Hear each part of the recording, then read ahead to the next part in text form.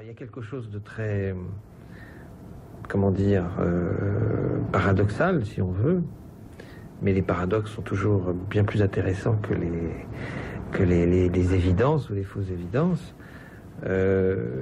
C'est que Anna Noailles arrive à un moment où tout est en bouleversement.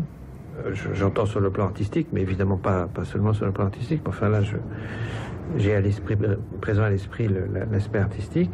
C'est vraiment le moment charnière où vont apparaître d'énormes événements esthétiques. Enfin, et elle apparaît exactement à ce moment-là.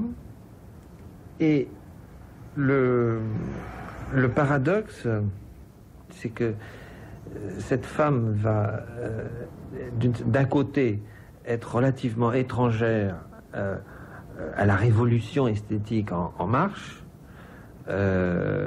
et en même temps, elle sera tout aussi étrangère à une forme d'académisme quelconque. Enfin, elle est dans une singularité finalement très étonnante, Anna Noailles. On la retrouve pas dans l'aventure du surréalisme, du dadaïsme, disons des avant-gardes. C'est pas son lieu. Mais malgré qu'elle ait publié dans la revue des Deux Mondes, qui est vraiment la revue de l'establishment, si on peut dire, enfin, qui est vraiment la revue des académiciens à cette époque-là, elle ne se confond pas non plus avec ce lieu-là, disons. Donc, elle a vraiment une singularité, et je pense que, et c'est pour ça que ces mots que vous venez de redire sont si émouvants, c'est que cette singularité est profondément liée chez elle à justement une relation au mot, au langage, à l'acte poétique, et même si on peut considérer que l'œuvre d'Anna Noailles est très loin de nous et n'a peut-être plus grand-chose à nous dire, eh bien, je dirais quand même qu'il y a au cœur de ce destin, il y a vraiment cette relation à la parole, au langage, qui est très forte. Je meurs de moi-même. Les vivants et les morts. Jamais la vérité ne m'a coûté à dire. Le visage émerveillé. La nouvelle espérance. Je compris que j'étais venue au monde pour une tâche ample et rude qui n'autorise pas les stériles loisirs. La domination. Je suis inutile, mais irremplaçable. L'honneur de souffrir. Je voudrais n'être plus qu'une amoureuse bouche qui goûte et boit l'univers. Les innocents. Aujourd'hui, il m'est permis de reconnaître que, soutenu par l'âme et ses forces d'harmonie, j'ai vécu au son de ma voix. Le cœur innombrable. Ne plus croire, c'est une épouvante qui touche à la folie. C'est la conscience perpétuelle d'une fragilité sans secours, d'un agissement sans résultat, d'une fin sans avenir. L'ombre des jours. Exactitude. Nous sommes à la Sorbonne, Galerie Richelieu, Pierre Brunel, avec vous qui êtes professeur ici à la Sorbonne. Et s'il y a une chose dont je suis sûre, c'est que la comtesse de Noailles aurait été ravie qu'on parle d'elle longtemps après sa mort. Elle qui avait un grand souci de sa postérité. Elle disait d'ailleurs à Jean Rostand quelque chose comme... elle était anxieuse de savoir que ses œuvres resteraient. Elle disait, mais pourtant ça serait bien qu'on sache combien j'étais mieux qu'elle. C'est vrai, et en même temps, je ne peux pas m'empêcher de penser que jamais elle n'aurait pu imaginer l'état d'oubli dans lequel elle se trouve aujourd'hui. Quand on pense qu'elle a été célèbre, adulée, considérée par les plus grands comme un poète de génie, et quand on constate qu'aujourd'hui, pas un seul de ses livres n'est disponible en librairie, on est quand même stupéfait, et elle aurait été plus stupéfaite encore. J'ai respiré le miel. Le hashish des étés, des fleurs lourdes et peintes, dans un parterre empli de fruits et de clarté, comme un jardin des Indes. Les parfums des buissons, des calices trempés, montaient flamme infinie, et l'on sentait sur l'air suave se grouper leur douce compagnie. Que de matins passés sur les bords du lac chaud, où flottaient, ballottés, miroirs glauques et doux, fruits écailleux de l'eau, des carpes argentées. La bleuâtre chaleur de ces fortes cloisons pressait ma joue ardente. Le sifflet des bateaux jetait à l'horizon sa plainte haletante. La nuit avait parfois tant de sainte douceur pour les yeux qui s'y plongent, et l'on pensait pouvoir appuyer sur son cœur ce visage des songes. Avoir été la vie éparse sous les yeux, l'azur, la sève, l'onde. Hélas, se pourrait-il que vous brisiez mes yeux, ô sagesse du monde? Et cette relation à la parole, là, c'est ce que commence à dire ce petit texte, là, j'étais une enfant humble. C'est-à-dire tout s'est mis en place dans l'enfance, plus que pour personne d'autre. J'imagine pour Anna de Noailles, c'est son enfance à Amphion, la mort de son père à 10 ans, ce climat artistique, sa mère pianiste. Oui, il y a une sorte de, comment dire, chez elle, effectivement, dès l'enfance, j'allais dire une sorte d'expérience de la gravité. Et cette expérience de la gravité, elle est évidemment tout de suite, elle a tout de suite une conséquence esthétique, à la fois par son entourage, mais encore une fois aussi par sa propre personnalité. Oui, parce que elle parle de la mort de son père, mais en dehors de ça, c'était une enfant seule qui a été élevée par les gouvernantes et des gouvernantes dures. Oui, oui, absolument. Hein? Oui, ce sont des enfances dont on n'a plus idée du tout maintenant, sauf cas rarissime, mais d'un point de vue romantique, et je prononce le mot à dessein parce que je crois que sans aucune dans ma bouche, ça n'a aucun caractère péjoratif, parce que je crois qu'Anna Noailles, d'une certaine manière, est un rameau du romantisme européen. Et de ce point de vue-là, j'allais dire, ce sont des conditions idéales. L'enfance, la gravité. Tout à coup, ça me fait penser à ce texte merveilleux de Walter Pater, L'enfant dans la maison, qu'elle a peut-être lu. Ce très beau texte de Pater qui évoque comme ça la figure d'un enfant dont les parents sont morts ou quelque chose comme ça. J'ai plus très bien en mémoire le texte, mais voilà, il y a cette alliance entre la fragilité de l'enfance, la vulnérabilité de l'enfance et la gravité, la profondeur d'expérience qui évidemment évoque des choses beaucoup plus angoissantes, ou en tout cas qui concernent la mort, le sens de la présence au monde, qui est une découverte de sa propre mortalité. C'est-à-dire que dès l'enfance, elle a eu les deux axes qui ont fondé sa poésie. C'est de toute écriture, d'ailleurs, la mort et la vie. Elle a eu la mort de son père, et puis ce refuge dans la nature, et puis le soleil, les plantes, les herbes qui poussent. Enfin, elle a eu ces deux choses-là très fort, très vite. Oui, absolument. Et l'expérience personnelle est fondamentale, elle est essentielle. Donc c'est là qu'il faut creuser. La petite ville d'Évian, en Savoie, au bord du lac Léman, est pour moi le lieu de tous les souvenirs. C'est là que j'ai dans mon enfance tout possédé, et dans l'adolescence tout espéré. Si le parfum est le plus prompt véhicule que l'âme puisse emprunter au monde pour rejoindre le passé, l'infini, les cieux, je suis ici, au royaume de la mémoire. Je reconnais les vives odeurs du lac, légères et mouvementées, où l'on discerne un parfum d'algues et de pêcheries, de goudron éventé, de barques peintes et clapotantes qui font rêver des grands ports et des voyages. À cette jubilante émanation du rivage, il faut joindre l'arôme matinal de la rosée des nuits. Partout encore en suspens et que l'azur s'assimile. Des effluves d'herbe et de pollen qui contaminent suavement l'intacte pureté de l'air. Et de fines senteurs animales. Plumage volant et pépiant. Roitelet, chardonneret, merle charmant et maladroit. Fardeau de la délicate pelouse. Le lac, en été, est un satin tendu, plus soyeux que les terres. moins que lui cristallin. Le silence dans cette atmosphère de turquoise crémeuse formerait un bloc de compact azur, s'il n'était disjoint de moment en moment par le bourdonnement saccadé des bateaux à vapeur qui semblent transporter d'une rive à l'autre l'impatience aventureuse et l'exaucement des désirs. Là, j'ai vraiment connu la joie, visiteuse forcenée, archange tumultueux qui pénétrait en moi avec toutes ses ailes pour m'entraîner, trébuchante, de radieux vertiges vers les régions illimitées de l'espérance.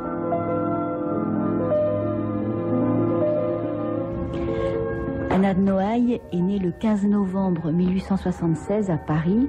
Elle est la fille du prince Grégoire Bassaraba de Brancovan, territoire de Valachie, l'actuelle Roumanie, et de Raluca Musurus, des ascendances orientales et grecques par sa mère et par la branche maternelle de son père.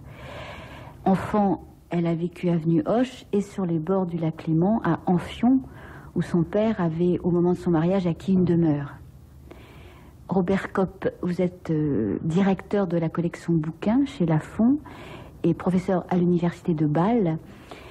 Comment êtes-vous, si je puis dire, tombé sur Anna de Noailles, Robert Kopp? Parce que c'est pas une poétesse qu'on lit encore beaucoup en ce moment. Non, au contraire, ce qui frappe au fond, c'est d'abord le contraste entre sa très grande notoriété de son vivant, et elle est devenue connue très très vite avec son tout premier recueil, Le cœur innombrable, qui a été salué et par Proust, et par Gide, et par Valéry, et par D'Annunzio, et par Rilke, et donc une célébrité qu'on peut dire européenne, et qui a duré jusqu'à sa mort, quand elle a été enterrée en 1933 à la Madeleine. Il devait y avoir quelque chose comme 10 000 personnes, donc c'était une grande figure de la littérature d'alors.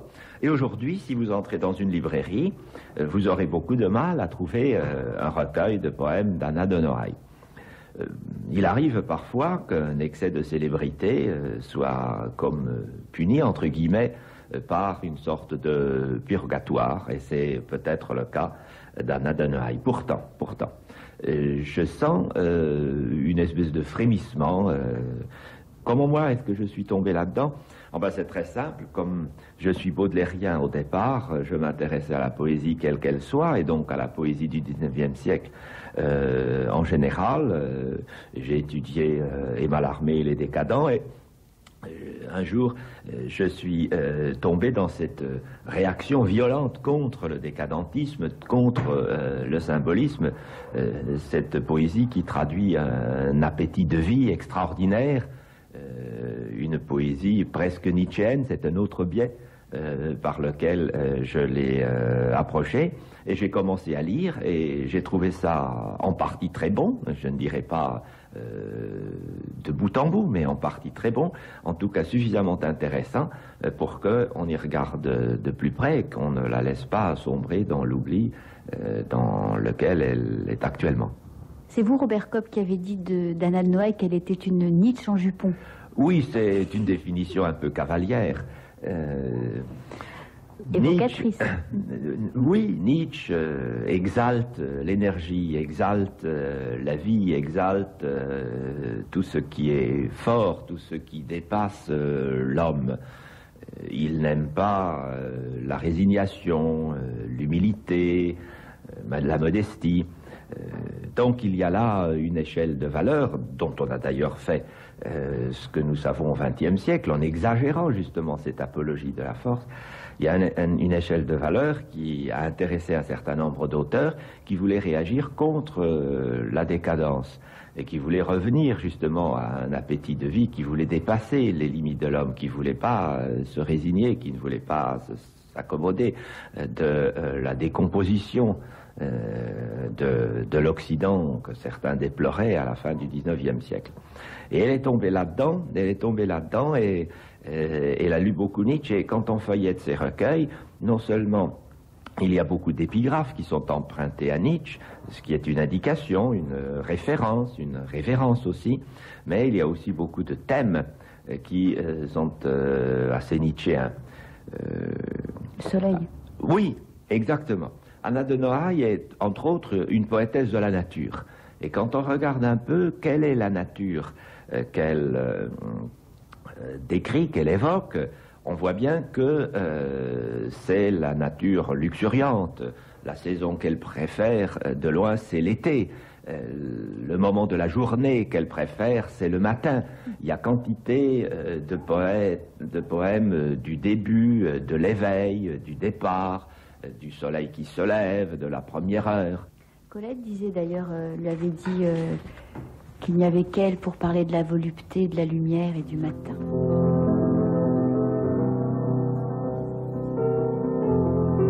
Matin, voyage. Gare de Savoie, gare de Florence. Espérance des arrivées, son des cloches. Fraîcheur de l'inattendu. Fraîcheur des regards comme des gouttelettes d'eau limpide aux parois poreuses des vases arabes. Parfois mon esprit languissait dans cette étroite immensité. Vers quoi vont nos désirs? Et nos désirs accomplis? Rien n'est cercle, rien n'est enclos. Où est l'achèvement du rêve de l'homme? Ô rades allongés sur les mers, bras des ports, abîmes, brèches, ouvertures, que voulez-vous? Que guidez-vous? Jamais il n'y a que l'amour dans l'amour. L'amour qu'on croit parfait lui-même prend une trompette guerrière ou un profond corps de chasse, ou une cithare plaintive et appelle autre chose qui est au-delà de l'amour. Tout est appel. Quelle est la danse qui nous convie? J'ai vu sur un terrain glissant et noir d'olives tombées, au bord de la mer plate, un berger grec vêtu de toile blanche, coiffé d'un bonnet de noire cotonnade, qui, effréné, dansait selon le mode antique, et entraînait par son élan toute une population agreste. Mais je ne pouvais suivre le pâtre exalté, parce que mon allégresse au fier ressort retournait en arrière, vers les compagnons de Périclès, et que les banquets sont finis, et que les temples sont brisés.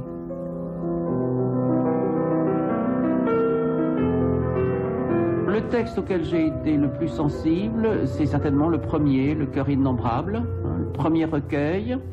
Je dirais que pour moi, dans l'histoire littéraire, c'est un peu l'équivalent des méditations poétiques de Lamartine, c'est-à-dire un livre qui apporte un frisson nouveau, qui par conséquent attire vers lui très vite un vaste public, et qui, au regard de la postérité, est celui qui illustre de la manière la plus pure la manière de la comtesse. Il y a de très belles choses dans ce qui va suivre, c'est évident, mais Le cœur innombrable a quelque chose de spontané, qui donne, je trouve, l'image la plus juste et du coup la plus vivante de son art.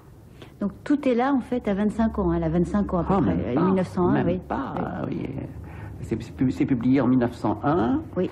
Elle est donc très très jeune, elle est inconnue, en tout cas inconnue dans le monde des lettres. Elle a publié à ce moment-là tout au plus quelques poèmes dans des revues, dont certains d'ailleurs, mais pas tous, vont être repris dans Le cœur innombrable, et ça crée immédiatement un choc.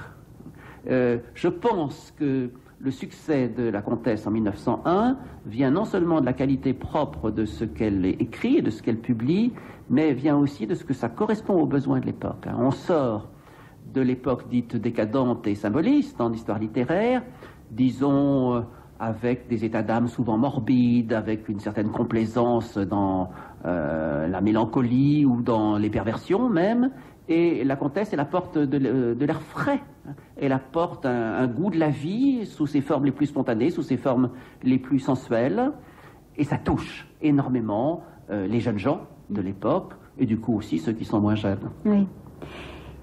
Son enfance, tout est dans son enfance.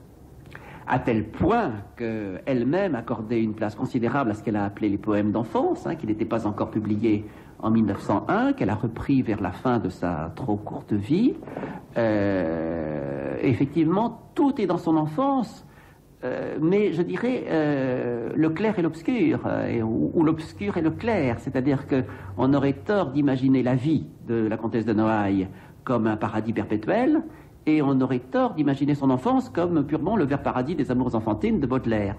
C'est une enfance qui est traversée par le deuil, par la mort de son père très tôt, et qui est aussi traversée par ce sentiment de mal-être qui a été le sien du début à la fin de sa vie. Une chose très curieuse, cette femme qu'on aurait pu imaginer comblée à tous égards et qui, au contraire, a toujours souffert. Hein. Vous savez que l'un de ses recueils poétiques s'appelle « L'honneur de souffrir ». La souffrance est quelque chose de fondamental chez elle, ce n'est pas du théâtre, ce n'est pas une apparence, c'est quelque chose de profond. Dans le livre de ma vie, elle raconte ça, que toute petite, quelque chose qui la faisait souffrir terriblement, c'était le malheur des autres. Qu'elle avait un don une facilité de compassion absolument énorme, que quand sa gouvernante lui disait que des enfants n'avaient pas de lait, elle voulait mourir.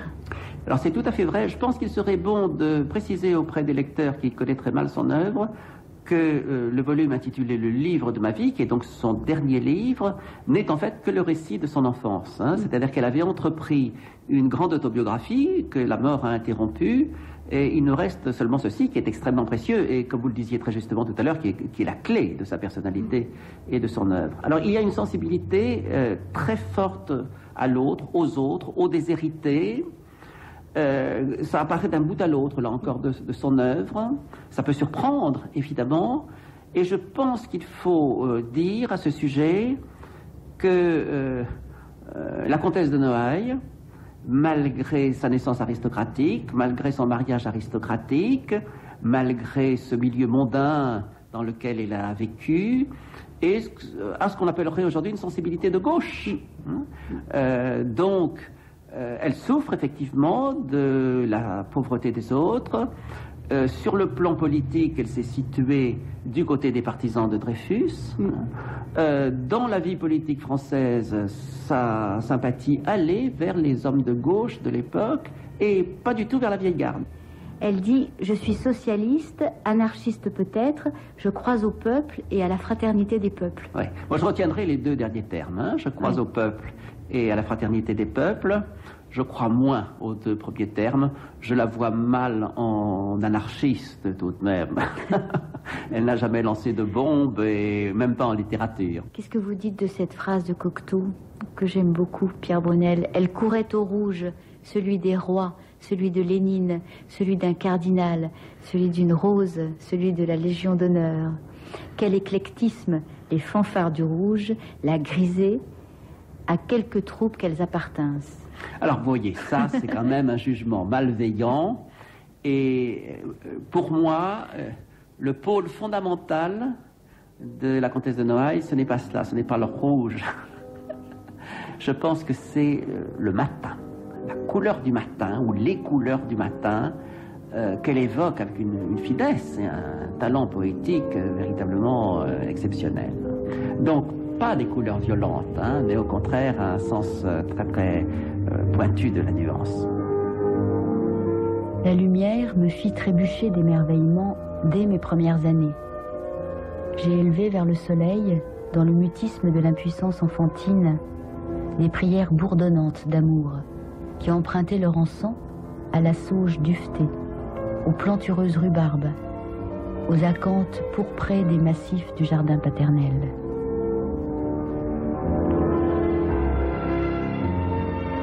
Mais le monde d'Anna de Noailles, c'est quand même le monde de cette Europe extrêmement lettrée, extrêmement éduquée, enfin au meilleur sens de ce terme, et qui évidemment est relativement étrangère au bouillonnement des avant-gardes. Mais encore une fois, il faut bien se garder de tomber dans ce schéma qui se contenterait d'opposer la magnifique avant-garde rebelle et anticonformiste et un monde promis à sa fin par cause d'excès de convention. Je sais pas. Enfin, c'est pas du tout ce schéma-là qu'il faut avoir en tête. D'autant qu'elle a été quand même complètement originale. Elle est, absolument. Pour quelqu'un de sa classe, être dreyfusarde, oui, absolument. socialiste. Oui, c'est ça. Oui, non, vous avez raison de le rappeler, parce qu'elle n'est pas du tout absente de l'événement. Oui. Pas du tout. Elle l'habite à sa manière. C'est ça qu'il faut bien voir et qui est difficile à saisir aujourd'hui, parce que les schémas sont très forts et la lecture de l'histoire qu'on en fait est très déterminée. Mais absolument, Anna Noailles, on pourrait même dire qu'elle est passionnée par l'époque où elle est. Enfin, absolument passionné. Et du reste, ses contemporains, le milieu qu'elle a fréquenté, qui était quand même aussi un milieu lié au monde de l'art, un milieu d'esthètes, d'esprit extrêmement raffiné, etc. Enfin, on a bien senti que c'était pas du tout quelqu'un qui était réfugié dans son coin, gribouillait quelques élégies sans rapport avec l'époque où elle se trouve. Ce qu'il faut peut-être rappeler d'abord, c'est cet extraordinaire milieu cosmopolite dont elle faisait partie. Vous avez rappelé ses origines roumaines et grecques, mais elle a été élevée à la fois dans la langue française, dans la langue anglaise, dans la langue allemande. Elle faisait partie de cette société aristocratique du Mitteleuropa qui parlait couramment 3, 4 ou 5 langues. Et il y avait une sorte de communauté d'écrivains qui se connaissaient, qui se fréquentaient, dont faisaient partie Rilke, D'Annunzio, Gide, Valéry, et on séjournait tantôt à Londres, tantôt à Monaco, tantôt à Rome, à Venise ou ailleurs. C'est le dernier moment d'une Europe cultivée. C'est cette Europe que décrit admirablement Stefan Zweig dans Le Monde d'hier. C'est cette Europe-là qui a définitivement sombré dans la Première Guerre. Parce que aussi, les grandes fortunes qui supportaient cette culture européenne, qui était une culture du voyage, une culture de l'échange, une culture aussi du luxe, ces grandes fortunes disparaissaient. Et aussi, les frontières sont devenues, après le cataclysme de 14-18, de réels obstacles entre les cultures. Donc, elle est née là-dedans avec un certain nombre d'idées avancées pour son milieu. Avancée en matière religieuse et en matière politique parce que, pour faire vite, on peut dire qu'elle était plutôt de gauche. Qu'elle était plutôt de gauche parce que elle était généreuse, sensible à la misère sociale, à l'injustice, etc. Et elle s'est engagée, comme beaucoup d'écrivains, il faut le dire, dans l'affaire Dreyfus. Comme Zola, comme Proust, comme d'autres. Et elle n'était pas du même côté que son adorateur, admirateur, Barrès, bien entendu. Elle a lutté contre la répression en Russie tsariste, elle a soutenu le début de la révolution russe, l'Arménie écrasée, elle a obtenu la grâce de condamner à mort quand on lui écrivait, elle se battait pour que les gens soient sauvés, elle a correspondu avec des poilus, enfin... Oui, mais là aussi, c'est un héritage romantique. C'est l'exemple de Victor Hugo, militant contre la peine de mort, militant pour une réforme du système pénitentiaire. Et si tout à l'heure on a mentionné les épigraphes empruntées à Nietzsche, il eût fallu commencer par mentionner les épigraphes empruntées à Victor Hugo. Le corps innombrable, son premier recueil de 1901, est placé sous le signe de Victor Hugo. Murmurer ici-bas quelques commencements de choses infinies. Exactement, voilà. Donc, elle est dans cette tradition d'écrivains qu'on n'appelait pas encore engagés, puisque le mot n'a commencé à circuler qu'après la mort d'Anna de Noailles, mais d'écrivains qui prenaient fait et cause dans les luttes politiques du jour, justement contre l'oppression d'un certain peuple, contre un certain système politique, la Russie tsariste, contre un système pénitentiaire ou contre la peine de mort. Elle dit au début de son journal, le livre de ma vie, dire ou ne pas dire, tout le caractère des êtres et l'appui sur lequel se meuvent les événements dépend de ce choix-là, de ce choix qu'on fait de dire ce qui vous habite ou de pas le dire. Et elle a choisi de dire. Oui, absolument. C'est là aussi, je ne peux pas m'empêcher de me reporter au romantisme quand j'entends cette phrase. C'est le dire, c'est-à-dire vraiment je ne veux pas être pédant, mais enfin, c'est vraiment le Dichten allemand, l'acte poétique, la prise de parole, qui met en mouvement le poème. Enfin, le livre de Charles Dubos, La comtesse de Noailles et le climat du génie, oui. Ça vous semble pas un petit peu fort, ça, comme terme, le climat du génie? Oui, mais... C'est pas un peu exalté? Oui, mais bon, avec Dubos, on est habitué à ce genre comment dire, un peu de disproportion. J'allais dire, il a tendance, mais c'est même pas qu'il a tendance, il considère Anna Noailles comme il considère Nietzsche, donc Nietzsche est un colosse, évidemment, et Anna Noailles est... il faut être raisonnable. Un petit colosse. Mais oui, c'est une sacrée bonne femme, si on peut dire. Mais en même temps, pourquoi pas? Enfin, après tout, Nietzsche lui-même avait beaucoup d'admiration pour Paul Bourget, ce qui me paraît aujourd'hui absolument extravagant que Nietzsche ait pu accorder de l'importance à Paul Bourget. Bon, les choses se reclassent après, etc. Mais le regard que Dubos porte sur Anna Noailles, il n'est pas non plus injustifié. Enfin, il est très sensible à ce à quoi Anna Noailles elle-même est sensible. Et ce à quoi elle est sensible, précisément, c'est justement cette expérience de la poésie et de l'existence humaine. Enfin, il y a un lien profond.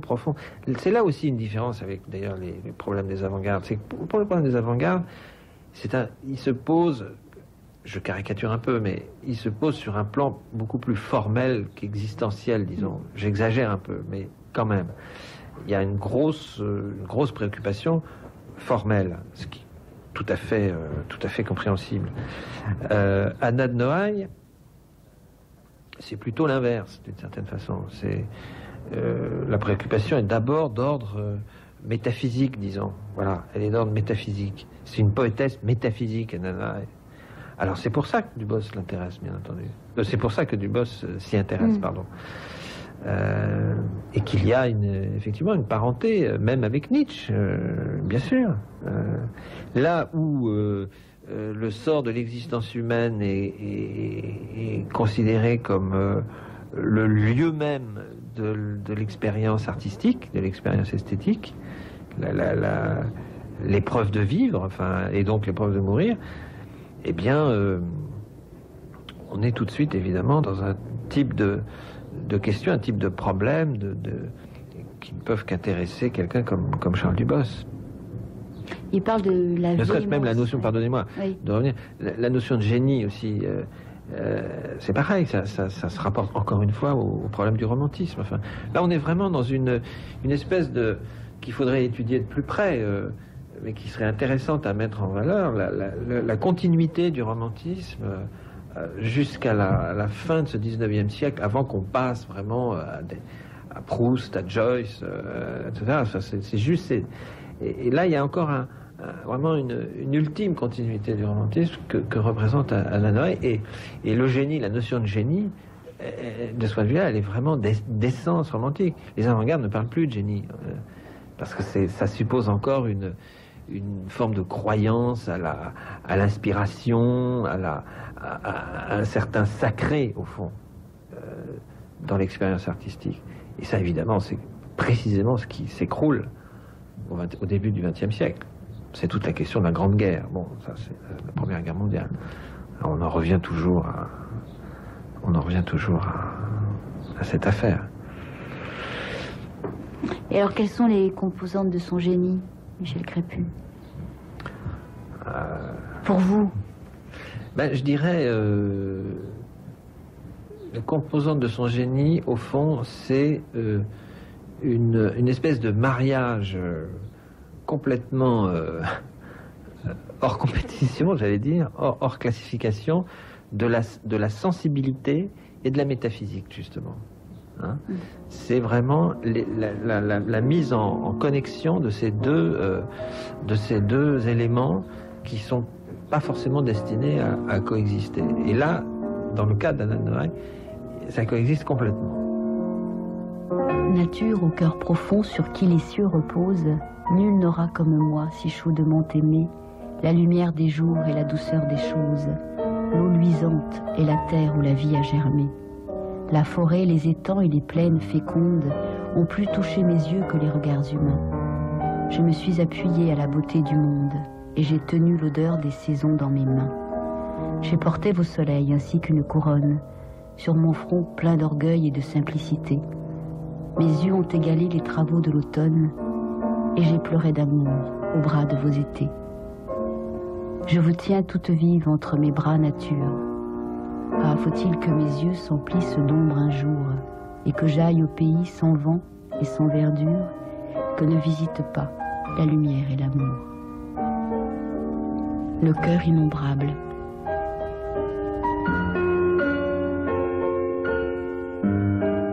Elle dit qu'elle avait perdu la foi, et on sent tout de même une soif de l'absolu et de l'infini très très forte tout au long de sa... Ah oui, bah je dirais, enfin, sans vouloir jouer du paradoxe, mais je dirais que l'un implique l'autre. Enfin, la perte de la foi est aussi une avancée dans l'inconnu et dans la probablement quelque chose qui pour elle était vital, enfin, qui est probablement justement j'allais dire une expérience sensible de la métaphysique justement. Alors pour qu'il y ait une expérience sensible de la métaphysique, eh bien une foi trop évidente peut se révéler gênante, peut se révéler encombrante, enfin, ou artificielle. Donc tout ça se tient. Je suis une mystique sans Dieu. C'est elle qui l'a dit? Oui, oui. Oui, ben c'est exactement, enfin si j'ose dire, c'est exactement ce que je viens de dire. Oui. Mystique sans Dieu, c'est... oui, enfin on n'est plus dans la religion, on n'est plus dans la réponse, mais on est fondamentalement dans la question. Oui. Voilà. Et donc dans la souffrance. Et donc dans la souffrance, mais aussi dans une certaine jouissance, une certaine exaltation au sens profond du terme. Enfin, parce que oui, c'est ça, c'est des mots, des poèmes qui vibrent, hein, c'est très frémissant, très palpitant. Oui, oui, tout à fait. Il faut simplement, évidemment, il faut prendre un tout petit peu sur soi, accepter le côté un peu suranné de cette poésie. Bien sûr que c'est pas Ezra Pound, bon, c'est une affaire entendue. Mais personnellement, à titre personnel, j'éprouve un plaisir esthétique à lire Anna Noailles comme je peux l'éprouver à lire certains poètes anglais. Je pense par exemple à Rupert Brooke, par exemple, qui est un magnifique poète, très peu connu, scandaleusement peu connu encore en France, et qui... j'allais dire c'est une espèce d'Anna Noailles anglais, enfin, non, je ne veux pas dire ça parce que ce serait idiot, mais il y a quand même une parenté justement, et cette parenté c'est là aussi le lien entre la sensibilité et la métaphysique. Donc peu d'innovation formelle, pratiquement pas, hein, c'est pas là qu'on va trouver la genèse de l'art du XXe siècle, certainement pas, mais en revanche on va trouver une certaine beauté qui a toute sa valeur, je trouve, qui a encore toute sa valeur. Dubos parlait à propos d'elle du sentiment de l'honneur appliqué à l'ordre littéraire. Clarté pleine et sonore, disait-il. L'honneur, le sentiment de l'honneur appliqué à l'ordre littéraire. À l'ordre littéraire, oui. Ça... Là, vous plongez dans un abîme de perplexité. Mais je vois bien ce qu'il veut dire, enfin... Le sentiment de l'honneur, dont je pense que dans l'esprit de Dubos, c'est quelque chose de très lié à la dignité, à la noblesse. Oui. C'est quand il cite cette phrase de Swinburne, justement un anglais encore,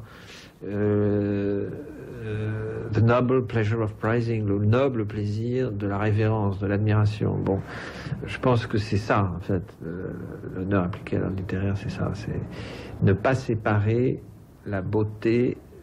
La beauté peut être terrible, elle peut être simple, elle peut être modeste, elle peut être tout ce qu'on veut, elle peut être, j'allais dire, laide d'une certaine manière, mais elle ne peut pas ne pas être porteuse d'une forme quelconque de noblesse ou d'honneur. Et c'est lié aussi à la vérité, enfin, au problème de la vérité en littérature. Elle a adoré Dieu dans la nature et non pas à travers un quelconque dogme représenté par une quelconque institution. C'était quand même quelque chose qui l'a tourmentée, la religion, parce qu'elle avait des conversations avec Maritain. Elle disait votre ciel et mon néant se rejoignent. Avec Mauriac, si Dieu existait, j'en serais la première informée. Enfin... Tout à fait, mais avec Baudelaire, je dirais, c'était une chercheuse d'infini. Oui. C'était une chercheuse d'infini, comme beaucoup de romantiques l'étaient. Bien sûr, elle était travaillée par une inquiétude religieuse. Mais cette inquiétude religieuse, cette recherche, cette quête, évidemment, elle l'a poursuivie pendant toute sa vie. Et ce n'est pas parce qu'on quitte la religion de son enfance qu'on devient ou anti-religieux, bien au contraire. Chez elle, ce qui frappe vraiment, c'est ce sens de l'infini, cette recherche de l'infini. Cette soif, il faut d'abord avoir soif. Catherine de Sienne, c'est l'épigraphe de Poème de l'amour. Exactement. Et soif, elle avait, et une soif telle que, et c'est un autre thème, elle n'a jamais réussi à l'étancher. Elle n'a jamais réussi à l'étancher, elle était éternellement insatisfaite en tout, insatisfaite de son travail, essayant d'aller au-delà, insatisfaite sans doute en amour, essayant d'aller au-delà. Oui, parce que l'amour, ça a tout de même été aussi un des grands thèmes de sa poésie, l'amour. Et bien sûr, si on devait énumérer rapidement les grands thèmes, après la nature ou à côté de la nature, on mentionnerait l'amour. Ce sont les deux grands thèmes qui souvent se confondent d'ailleurs. Oui, l'amour c'est l'autre grand thème qui est chanté. Mais très souvent, c'est l'amour de l'amour. Très souvent, c'est l'insatisfaction dans l'amour. Très souvent, c'est la quête de l'amour. Très souvent, c'est la tristesse de ne pas trouver dans l'autre ce qu'on y cherche ou ce qu'on y projette, etc. Ce n'est pas vous que j'aime aimer comme je vous aime. Je ne compte sur vous pour rien dans la vie, mon bien-aimé. Je n'attends de vous que mon amour pour vous. C'est extraordinaire, ça. Nouvelle espérance. Oui, c'est extraordinaire et extraordinairement triste en même temps, parce que ces vers traduisent bien un fond de déception dans l'amour tel qu'elle l'a vécu. Et je crois que ça a été une grande amoureuse. Elle a eu beaucoup de liaisons dans sa vie, beaucoup d'hommes tournaient autour d'elle, et elle adorait se faire courtiser. Elle adorait tellement se faire courtiser que certains s'en sont offusqués. Vous, Pierre Brunel, vous dites la comtesse de Noailles. C'est bien de dire la comtesse de Noailles. Ce à quoi je n'ai jamais recours, c'est au surnom, ou au petit nom, ou au nom d'amitié dont on l'a affecté. Il ne me viendrait pas à l'idée de l'appeler Aïssé, par exemple, comme le faisait Barès. Mais en moi-même, au fond, j'utilise les différentes appellations sans trop réfléchir. Tantôt la comtesse de Noailles, tantôt Anna de Noailles, tantôt Anna même. Ça dépend de mon humeur du moment, puis du degré de familiarité où je me trouve avec elle en tant que lecteur. Barès l'appelait de tous les noms de la terre. Hein. J'en ai retenu quelques-uns là. Petite géante, mon jeune aiglon, mon bel incendie, mon buisson ardent, l'inspiré, pauvre petite flamme, petite Apollonide demi-consumée, petite déesse agitée, petit masque, petite déesse dure. Et vous savez que son mari l'appelait d'un nom terrible, Lilith, la figure féminine peut-être la plus redoutable qui soit. Ce qui indique qu'elle n'était pas commode. Ça, j'en suis intimement persuadé. C'est une forte personnalité et quelqu'un devant lequel on pouvait trembler.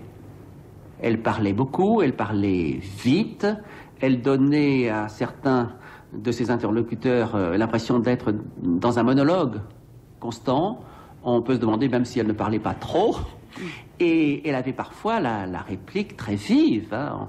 On a conservé trace de certaines de ses paroles qui sont cruelles. Je ne sais pas si vous vous rappelez cette parole très dure à l'égard de Colette, hein, Colette qui vient d'être décorée de je ne sais plus trop quoi. Et en plein déjeuner mondain, la comtesse de Noailles lui lance à vous, ce qu'il aurait fallu, c'est une sous-ventrière. Bon, Colette, qui était une femme d'esprit, l'a très bien pris. Toutes les femmes ne l'auraient pas pris. Cette vacherie est consignée par l'abbé Munier dans son journal. Vous savez que c'est une source tout à fait extraordinaire et qu'il a bien connue, Anna de Noailles. Vous savez la dernière phrase, bien sûr. De l'abbé Munier non. Sur Anna de Noailles. Non, rappelez-moi. Mais si, elle m'a dit des choses si belles. Que voulez-vous? J'ai risqué l'absolution. Ça, c'est terrifiant, hein, c'est terrifiant. On a du mal à apprécier, d'ailleurs, le rôle proprement spirituel de l'abbé Munier dans cette affaire. On a du mal aussi à fixer Anna de Noailles à cet égard. Hein.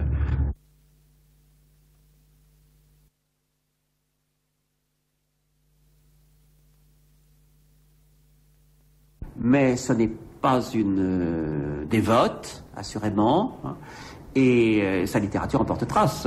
Quand on lit ses romans, en particulier Le visage émerveillé, on s'en aperçoit. Le visage émerveillé est l'histoire d'amour d'une religieuse, ce qui n'est pas fait pour plaire à tout le monde, en tout cas pas au public bien pensant. Et puis elle avait cette dévotion particulière quand elle était petite pour les Clarisses d'Évian. À cause du voisinage de la maison d'Amphion, hein, où il y avait ce couvent des Clarisses. Et alors justement, on pense que dans son second roman, Le visage émerveillé, le couvent où elle place la jeune religieuse, Sœur Sainte-Sophie, est une transposition de ce couvent des Clarisses. Vous savez qu'il existe 3 romans achevés, La Nouvelle Espérance, Le visage émerveillé et La Domination, et un 4e roman qu'elle aurait dû écrire, qu'elle n'a jamais achevé, qui devait, dans son premier titre, s'intituler La Déserteuse, et dans son second titre, Octave. Mais elle l'a laissé inachevé à sa mort. On en a publié des fragments dans la Revue des Deux Mondes, encore à date relativement récente. Quand je dis relativement récente, il y a une 30aine d'années. Alors tous sont marqués par l'autobiographie. Le plus dangereux pour elle et le 3e, La Domination, et c'est la raison pour laquelle elle en a elle-même suspendu la diffusion, parce qu'on y a lu très vite la transposition de sa relation très très difficile à définir avec Maurice Barrès. Justement, alors, de quoi était faite cette relation? Alors, là, je vais essayer de m'expliquer sur ce point, parce que c'est évidemment capital. Ça a été aussi un sujet de controverse. J'en arrive à 2 idées principales. La première, c'est qu'il y a eu dans la rupture de leur relation quelque chose d'accidentel, disons des maladresses commises au moment de la publication de son 3e recueil poétique, Les Éblouissements, avec une dédicace excessive, hein, qui a fini par chagriner l'entourage, en particulier le comte Mathieu de Noailles, qui a fait comprendre qu'il n'était pas content du tout et ça créait une menace de séparation. Puis du côté Barrès, il y avait la réaction de Madame Barrès, qui elle non plus n'était pas contente. Hein. Ça, je pense que c'est objectif. Pour ce qui est de la raison profonde, alors je vais vous dire mon interprétation, qui va au-delà et même aussi en deçà de cet incident. C'est que je pense que la relation d'Anna de Noailles avec les hommes était d'un type tout à fait particulier. Je pense que ça n'était pas du tout une dévoreuse d'hommes, comme on l'a cru quelquefois. Je pense que c'est une erreur totale que de multiplier les liaisons de la comtesse de Noailles. Je pense que c'était une femme qui était extrêmement exigeante sur le plan sentimental, hein, qui avait une très haute idée de la passion comme quelque chose d'absolu, mais qui avait très certainement des réticences en ce qui concerne l'amour physique. Et très vraisemblablement, Barrès est allé trop loin. Très vraisemblablement aussi la vie conjugale avec Mathieu lui posait des problèmes à cet égard. Et bien loin d'imaginer dans sa vie de multiples liaisons, je pense qu'il y a eu des passions intérieures, intimes, qui non seulement n'allaient pas jusque-là, mais même qui devaient se passer de la relation physique. Hein. C'est quelque chose qu'on a du mal à comprendre, et en même temps, c'est la clé de son œuvre à beaucoup d'égards. En tout cas, c'est la clé de son œuvre romanesque. Je faisais allusion tout à l'heure à ce second roman, Le visage émerveillé, qui pour moi est le plus réussi de tous. C'est donc ce qui aurait pu être l'histoire d'amour d'une jeune religieuse et d'un jeune homme qui vient de Paris, Julien. L'amour de cette jeune religieuse ne peut pas aller jusqu'à la passion physique et par conséquent la séparation est inévitable. Alors du coup, l'idée chère à Anna de Noailles et essentielle du point de vue thématique dans son œuvre de la domination est liée à cela. La domination d'une femme sur un homme n'a rien à voir avec la possession physique d'une maîtresse. Hein. C'est plutôt l'obligation où doit se trouver le partenaire masculin du respect, du partage d'un certain idéal, de l'adoration de certaines valeurs. Et il est probable que Barrès, malgré sa haute stature et la haute figure morale qui est la sienne, n'était pas exactement au niveau où elle aurait voulu qu'il se situât. C'est-à-dire que Barrès lui a quand même fait comprendre qu'il pensait que les penchements des âmes et des esprits passaient par celui du corps. Oui, oui. Et elle était réticente. Oui. Elle était réticente. Et l'incompréhension entre eux vient de là. Vous savez qu'ils se sont réconciliés plus tard, 1916. sans que ça aille véritablement au-delà, sans que ça puisse être le retour à leur situation ancienne, dans ce qu'elle avait de partage d'un idéal commun, hein, un partage qui était illusoire à beaucoup d'égards.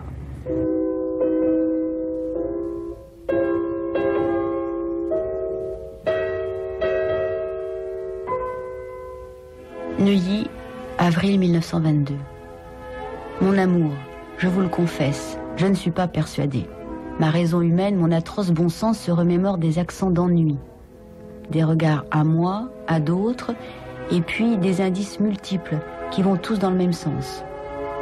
Vous n'avez pas été une amie sûre, peut-être. Alors je vous dis ceci, écoutez-moi bien. Je vous aime pour quelque chose de sacré qui est en vous, que j'y poursuis spirituellement et physiquement, par des moyens physiques et spirituels, quelque chose de purement psychique, un esprit, une aptitude qui est déposée en vous. Voilà ce que j'aime de vous, dans votre être. Vous élargissez pour moi, vous approfondissez le monde des songeries. J'aime avec respect en vous cette faculté de communiquer avec des profondeurs éternelles. Vous êtes leur témoin parmi nous, et une grande espérance au milieu de tout ce qui nous borne. Et moi seul, entendez-moi bien, je vous connais ainsi, avec cette profondeur. Les autres êtres, quelques autres êtres, je l'accorde, subissent cette puissance dont vous êtes la dépositaire, mais ils ne la sentent pas, ne la nomment pas. Et si vous me perdiez, vous auriez un parfum qui ne serait plus respiré. Vous seriez une sonate qui n'est plus entendue. Naturellement, moi, je serai toujours malheureux de vous, dans les minutes où je vous comprendrai. Il y a d'autres femmes, il y a d'autres plaisirs, il y a d'autres méchancetés, il y a d'autres bêtises, il y a d'autres intelligences, il y a d'autres vies enfin. Et vous êtes une fenêtre sur le divin, et c'est de cela que je souffre, cela que je ne puis pas remplacer, cela qui me fait souffrir d'une insupportable nostalgie. Si quelque chose vous diminue, j'en deviens fou de chagrin, pour vous et pour moi. Maurice Barrès.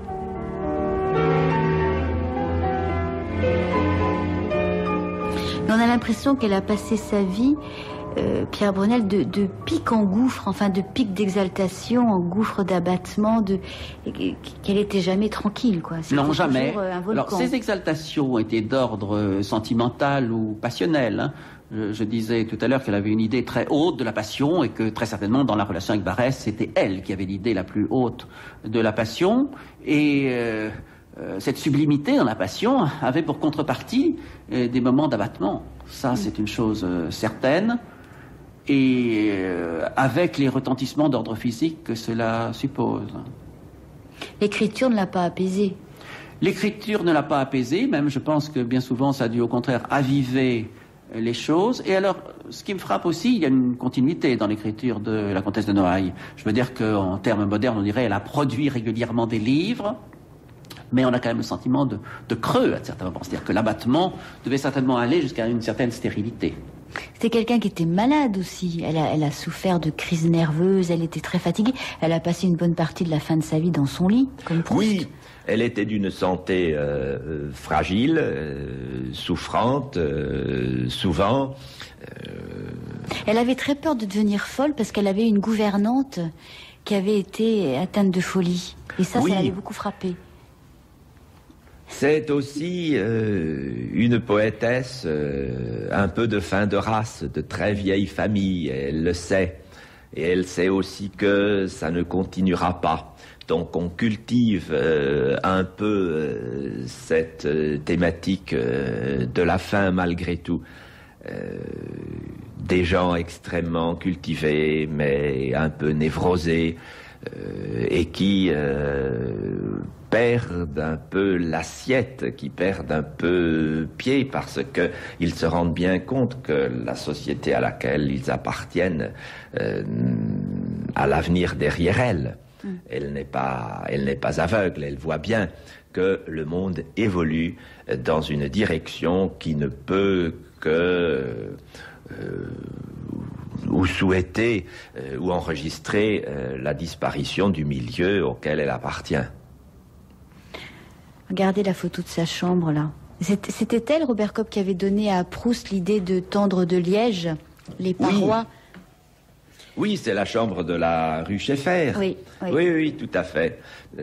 Mais elle a un peu vécu comme Proust, en recluse, recevant d'ailleurs dans sa chambre.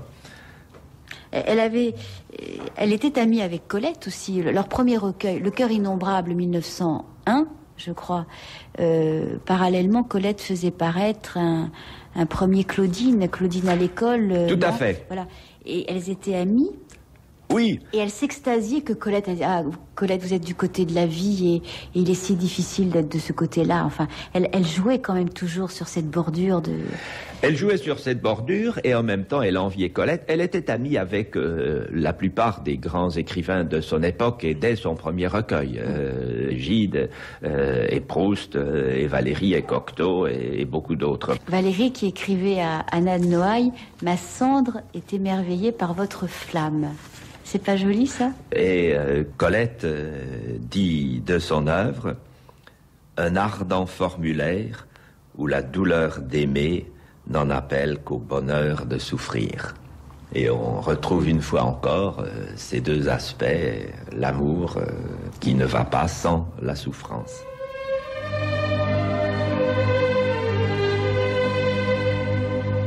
Paris, le 20 décembre 1920. Chère madame, je me suis, moi sobre, positivement enivré de vos vers ces soirs-ci, souhaitant que ces forces qu'ils me donnaient fussent véritablement éternelles. Ce qui est étonnant peut-être pour l'homme de l'art dans ce vaste ensemble est cette diversité que vous possédez, par laquelle l'abstrait et le concret, l'héroïque et le tendre, l'idée universelle et la sensation la plus précise vous sont également familiers et favorables. Rien n'empêche la voix qui vient de célébrer les grandeurs sombres de la guerre et de prononcer des choses comme celle-ci. À force d'engloutir, la terre s'est faite homme. Rien ne la gêne ensuite quand elle chante Mélodie ou cette heure adorable d'été que vous m'avez fait la grâce d'écrire sur mon exemplaire. Cette voix, c'est à la voix que se reconnaissent les poètes. Comme elle attaquait les terres le plus pur sur le mode le plus solennel, elle peut aussi bien s'adoucir et donner aux délicates merveilles de l'heure un chant qui les éternise doucement. Savez-vous que ces choses infiniment rares, les uns sont à l'étroit dans la sonate, les autres sont flottants dans la symphonie. Il faut, pour être à la mesure de toutes les formes, l'abondance qui puisse remplir les plus vastes et la maîtrise qui sait se plier aux plus petites. Je ne vois que les très grands poètes qui aient possédé cette espèce de secret. C'est une grande joie et un immense honneur pour moi d'avoir connu l'un de ces rarissimes êtres et de pouvoir à ses pieds, avec toute la dévotion due, mettre le plus respectueux mais le plus sincère hommage de mon admiration et de ma reconnaissance. Paul Valéry. Et comment vous expliquez cet enthousiasme général pour son œuvre? Bon, je pense qu'il faut... Proust lui a écrit des lettres extraordinaires. Je pense qu'il faut être nuancé à cet égard. Il faut faire la part aussi, là il faut être lucide, il faut faire la part de la mondanité. Quand on lit les lettres de Proust à la comtesse, qui ont été réunies en volume, quand on retrouve ici ou là tel ou tel témoignage de Proust sur la comtesse, on ne peut pas s'empêcher de penser qu'il y a une outrance véritablement incompréhensible pour nous aujourd'hui, sinon par la mondanité pure. Proust crie au génie de la comtesse, la place au sommet de tous les écrivains. C'était un trop grand écrivain lui-même pour ne pas se rendre compte, ce n'était quand même pas tout à fait cela. Dans l'outrance, il est celui qui est allé le plus loin. Mais même l'excellent Jean Cocteau, oui, qui plus tard s'est montré plus critique, à ses débuts, Cocteau ne tarit pas d'éloges sur la comtesse. Mais ils se ressemblaient, non? Vous pensez pas qu'ils se ressemblaient, Pierre Brunel? Quelque part, peut-être, quelque part. Mais je crois qu'il y a aussi le jeu des échanges mondains, des compliments mondains, auxquels elle était elle-même extraordinairement sensible. Quels ont été ses rapports avec, au point de vue poétique et littéraire, avec Rilke? Il y a eu une rencontre avec Rilke par l'intermédiaire de la princesse de la Tour et Taxis, qui était la grande protectrice de Rilke à ce moment-là, celle dans la propriété de laquelle il a commencé les élégies de Duino, au-dessus de Trieste. Rencontre qui s'est produite dans un hôtel parisien, qui a laissé Rilke, en tout cas, sur un certain sentiment d'insatisfaction. Il semble qu'il n'ait pas cherché à revoir la comtesse de Noailles à ce moment-là, tout en étant attiré par son œuvre, puisqu'il a traduit plusieurs poèmes de la comtesse de Noailles en allemand. Et ils se sont retrouvés tardivement, après 1920, je suis incapable de vous... Oui, 1924, c'est cela. Ça reste quelque chose de fugitif.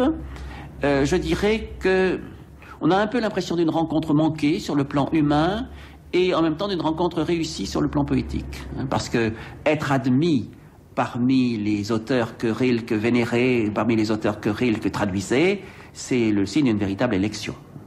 Oui, c'est ça que j'insinue en vous posant cette question, Pierre Brunel, parce que il y a aussi une autre personne que je considère hautement, c'est Georges Bernanos. Oui. Là aussi, il n'y a pas eu de rencontre. Non. Ce qui s'est produit avec... C'est étrange, Ce qui s'est produit avec Mauriac ne s'est pas produit avec Bernanos, par exemple. Oui, c'est vrai. Mais vous ne croyez pas que le tempérament de Bernanos est quand même aux antipodes du tempérament de la comtesse de Noailles. On la voit plus proche par la sensibilité de Mauriac, quelque chose de frémissant et qui peut être douloureux d'ailleurs. On la voit moins du côté des grands éclats de Bernanos, de cette grande traversée tragique de son œuvre. 18 octobre 1926. Madame, je suis un ours, le plus ours des ours, mais bien désolé de sa ourserie, et qui trouve que la vie des ours est bien longue pour l'agrément qu'ils en ont. Votre trop généreuse et trop gracieuse sympathie est ainsi cruelle sans le savoir. Je ne la mérite pas.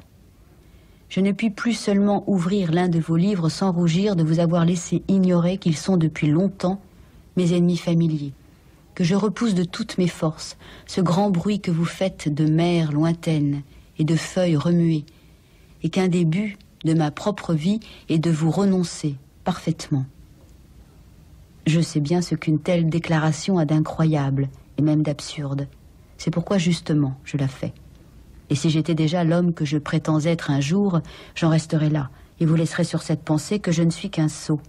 Mais voilà, je ne puis encore me résigner à paraître non pas seulement un sot, mais une certaine espèce de sot.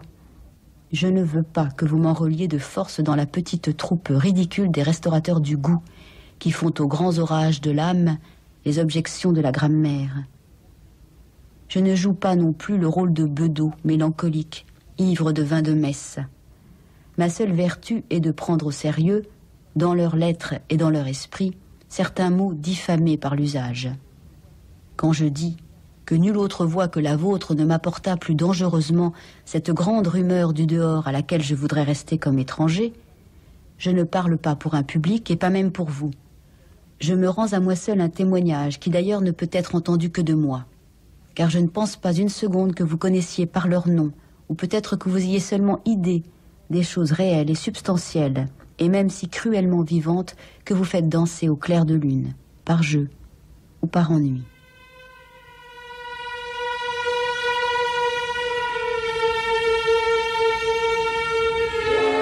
Anna Noailles disait que l'amitié était son second métier. Elle a d'ailleurs des correspondances très importantes avec la plupart des écrivains de son époque et des gens qui comptent de son époque. Elle a été encensée par la plupart d'entre eux, par Proust, Gide, Cocteau, Mauriac, Charles-Louis Philippe, D'Annunzio, Bernanos, enfin c'est effrayant. Et c'est à un tel point qu'on peut un peu s'en étonner tout de même. Michel Crépu. Oui et non, parce que je crois que derrière cette extraordinaire révérence ou admiration ou même surenchère dans l'admiration autour d'elle, il y a aussi cette idée de la communauté spirituelle des artistes, des écrivains, des poètes, etc. Je pense que par exemple pour Cocteau c'était très fort ça, cette idée que il y a une sorte de, non pas de fraternité, mais plutôt cette idée de un peu sur le modèle de la communion des saints, d'une certaine manière. L'art est un peu ce sont des étoiles qui sont en relation les unes avec les autres, et certaines étoiles brillent d'un éclat particulier, et Anna Noailles encore plus particulièrement. Donc, et puis c'était quelqu'un, elle était belle. Elle était belle aussi. Moi, j'ai jamais trouvé très belle. Mais tout le monde dit qu'elle était belle.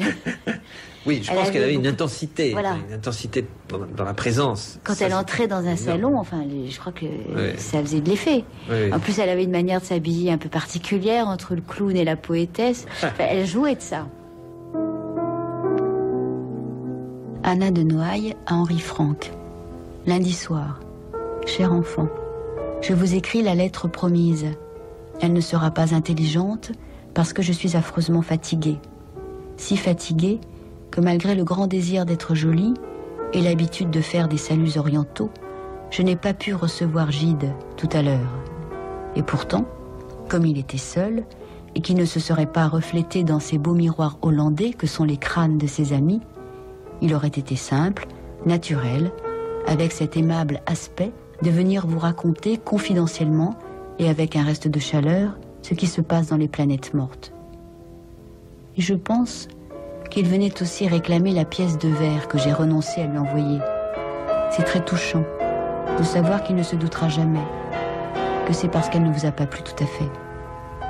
Quand on a lu les beaux livres de Dostoïevski et quand on sait ce qu'on est, malgré la fatigue capable de sentir, on ne veut plus rien publier qui ne soit plus que bien. Il faudra un jour que je veuille travailler, au lieu de ne faire qu'imprégner l'air de la rêverie la plus ardente et du plus pur encens du cœur. Si la mansarde du Princess pouvait chanter, on entendrait des musiques qui ressemblent aux orgues et aux oiseaux, et où tout serait toujours la vérité, car je ne pense qu'avec vérité, et il n'y a pas de mensonge, quand le mensonge n'est pas intérieur. Anna. Écoutez ce que disait Léon-Paul Fargue, Michel Crépu d'Anna Noailles. Il parlait de ce cygne noir, gourmand et amer, cette déesse de petite taille qui avait l'air d'un diamant noir. Elle était royale, péremptoire, cinglante et secrètement endolorie. Et alors il parle de la façon qu'elle avait justement de se tenir dans un salon et de parler. Il écrit « Ces trouvailles saisissantes, ces courts-circuits d'idées qui vous pinçaient le bulbe, raccourcis de vertige et formules crépitantes. » C'est magnifique. Comment voulez-vous commenter, vous me faites passer derrière Léon-Paul Fargue. Non, c'est magnifique. Je suis sûr qu'il dit vrai. Je pense pas qu'on ait... Peut-être chez Cocteau, il y a des photos d'Anna Noailles, des photos écrites. Oui. Mais Fargue, le secrètement dolori, là, oui, ça c'est très beau. Et alors ça encore, parce que ça dit bien la justesse de toujours avec mais elle dit ça dans le livre de ma vie, qu'elle était aussi et ça avait été initié dans sa jeunesse, où on fortifiait le fait pour une femme d'être forte et vaillante, mais en même temps toute proche de l'évanouissement d'Esther, hein, un peu défaillante, quoi. Oui, voilà. Toujours au bord de la... Voilà. Et alors Léon Pourfat continue en disant, en parlant d'elle, un merveilleux enfant incendié de dons, despotique, insatiable, capricieux, parfois autoritaire et dur, susceptible, impatient et révolté, mais ensoleillé d'un soleil de minuit, mais douloureux, souvent attendri, dans un fléchissement secret, mais perceptible. Oui, c'est admirable. Tout est dit. Elle devait être odieuse. On en conclut donc qu'elle devait être absolument odieuse et enthousiasmante, enthousiasmée. Elle me rappelle, ce portrait me fait penser un peu à Madame de Staël. Ça n'a rien à voir. Mais parce que Madame de Staël, il y a une espèce de stature. Enfin bon, c'est tout à fait autre chose. Mais il y a quand même un point commun, je trouve. C'est le côté un peu exaspérant. Elle devait être un peu exaspérante. Oui, Mauriac, par exemple, se plaint du vacarme de son monologue. Parce qu'elle dit d'ailleurs qu'elle écoute bien qu'en parlant. Bon, ce qui veut tout dire. Hein. Et il y a deux personnes, et pas des moindres, qui l'ont approché, c'est Bernanos et Rilke, qui l'ont approché pour aussitôt se retirer assez rapidement par peur de cette exubérance, justement, d'être dévoré. Il y a un côté Anna de Noailles chez Rilke. Hein. J'ai lu récemment cette correspondance à 3 de Pasternak, Tsvetaeva et Rilke, qui est une correspondance absolument admirable. Anna de Noailles est très proche de ça. Très très proche. Il y a des thèmes proches, hein, l'oiseau, l'amour. Très très proche. Alors je peux imaginer que Rilke a été un peu saisi en même temps peut-être d'un besoin de recul, parce qu'il y a en même temps une trop grande proximité. Enfin, je ne sais pas, mais il a annoté et traduit 2 recueils d'elle, les éblouissements et les vivants et les morts. Et en fait, ils s'étaient rencontrés par l'intermédiaire de Rodin, puisque Rodin avait fait la sculpture du visage d'Anna de Noailles, qu'elle a refusé parce qu'elle lui avait dit qu'elle voulait bien passer à la postérité, mais pas triste. Elle voulait bien devenir éternelle, mais avec le sourire. Oui, il lui a pas manqué grand-chose pour prendre la dimension d'un Rilke, mais dans ce pas grand-chose, il y a quand même beaucoup. Je vais vous proposer pour finir, Robert Kopp, quelques critiques qui ont été faites sur Anna de Noailles. Vous allez essayer de la défendre. Pierre Mille a dit qu'elle grossissait tout et que c'était le secret de sa littérature. On lui reprochait de prendre une loupe et de regarder la nature à travers la loupe parce qu'elle était sensible aux moindres détails. Elle pouvait s'extasier devant une pétale de fleur, devant une abeille qui rentre dans une fleur. Elle soignait le détail. La critique est juste, sauf que ce n'est pas nécessairement négatif. Alphonse Séché l'a classée parmi les muses françaises et rendait hommage à sa musicalité, mais ne lui trouvait pas moins le génie de dire de jolies choses qui ne disent rien. Ça, c'est méchant. Il a dû varier une formule qu'on entend parfois quand on sort d'une conférence à propos justement du conférencier. Il n'a rien dit, mais il l'a bien dit.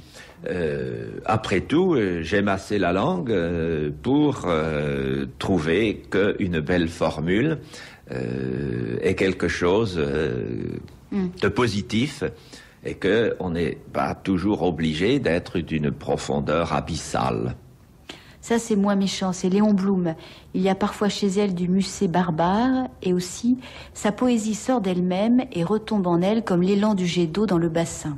Musset barbare, pourquoi pas? C'est une assez bonne définition.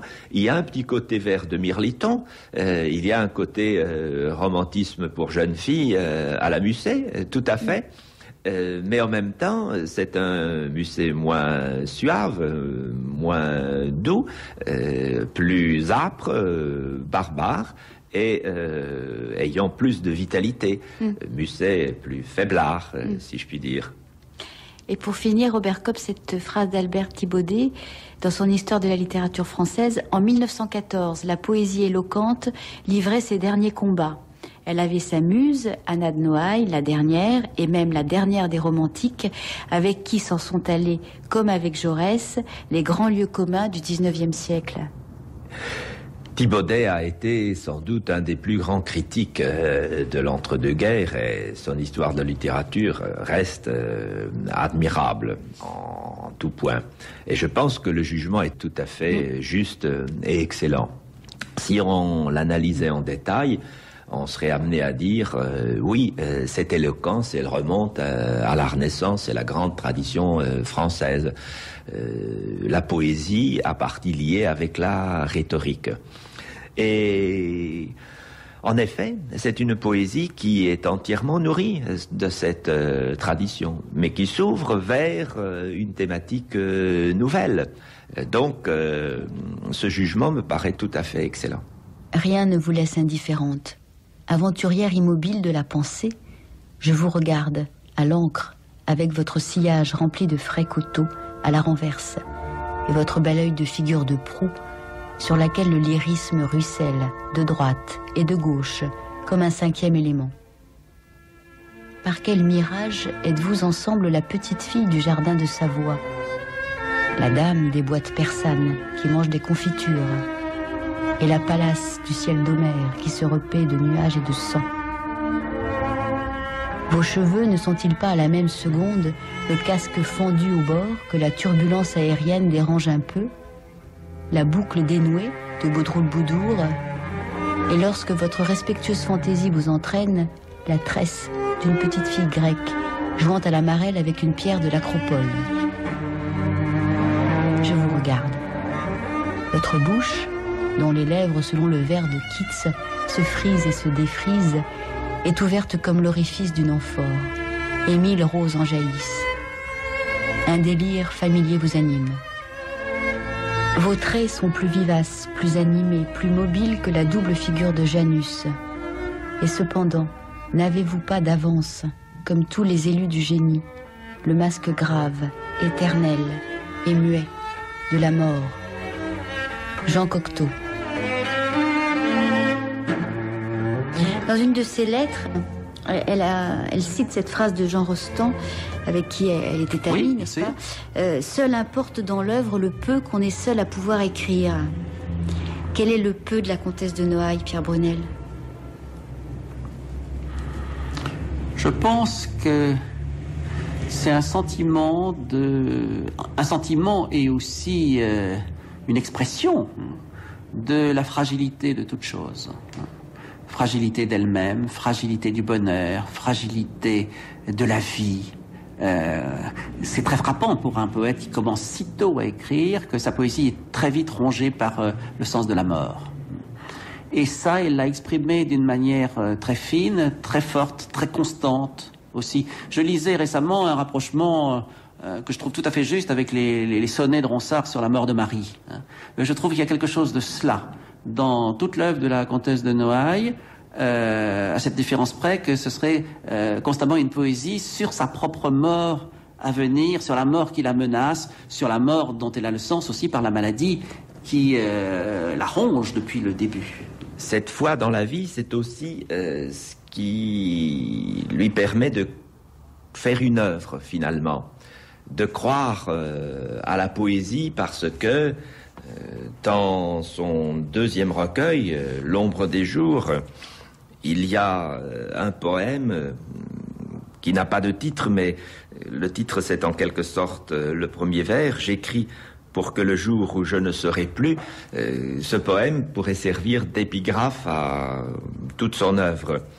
J'écris pour que le jour où je ne serai plus, on sache, comme l'air et le plaisir m'ont plu, et que mon livre porte à la foule future, comme j'aimais la vie et l'heureuse nature. Attentive aux travaux des champs et des maisons, j'ai marqué chaque jour la forme des saisons, parce que l'eau, la terre et la montante flamme en nul endroit ne sont si belles qu'en mon âme. Donc ce n'est pas la réalité de la nature, c'est la nature réfléchie dans son tempérament qui compte. Et la fin du même poème, j'ai dit ce que j'ai vu et ce que j'ai senti d'un cœur pour qui le vrai ne fut point trop hardi.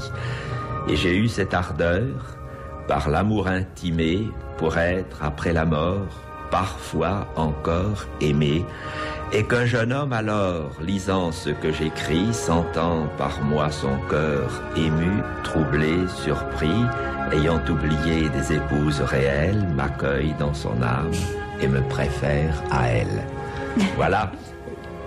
En résumé aussi, sa poésie de l'amour, elle voudrait, par-delà la mort, à travers sa poésie, inspirer un amour à quelque jeune homme.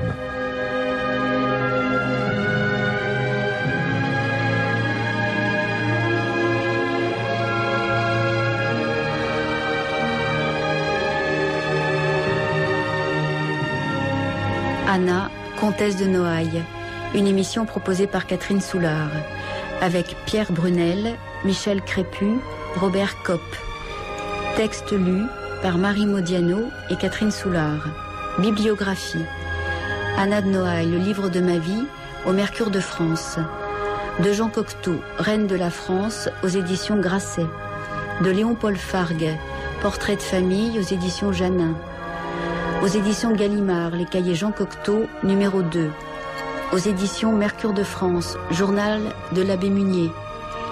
Aux éditions de l'Inventaire, correspondance Barès, Anna de Noailles. Anna de Noailles, biographie correspondance, par Elisabeth Higonnet-Dugas, aux éditions Michel Demoule. La poésie d'Anna de Noailles, par Angela Bargenda, aux éditions L'Harmattan. La comtesse de Noailles et le climat du génie, par Charles Dubos, aux éditions de la Table Ronde. Anna de Noailles, par Louis Perche, collection Poètes d'aujourd'hui, aux éditions Segers. Prise de son, Jean-Marie Charon. Mixage, Jean Frédérix. Réalisation, Judith Dastier.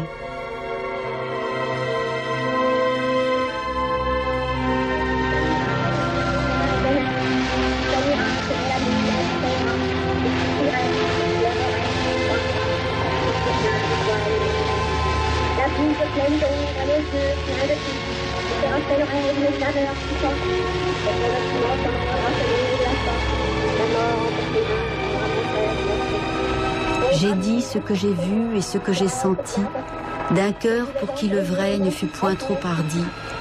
Et j'ai eu cette ardeur par l'amour intimé, pour être après la mort parfois encore aimé. Et qu'un jeune homme alors, lisant ce que j'écris, sentant par moi son cœur ému, troublé, surpris, ayant oublié des épouses réelles, m'accueille dans son âme et me préfère à elle.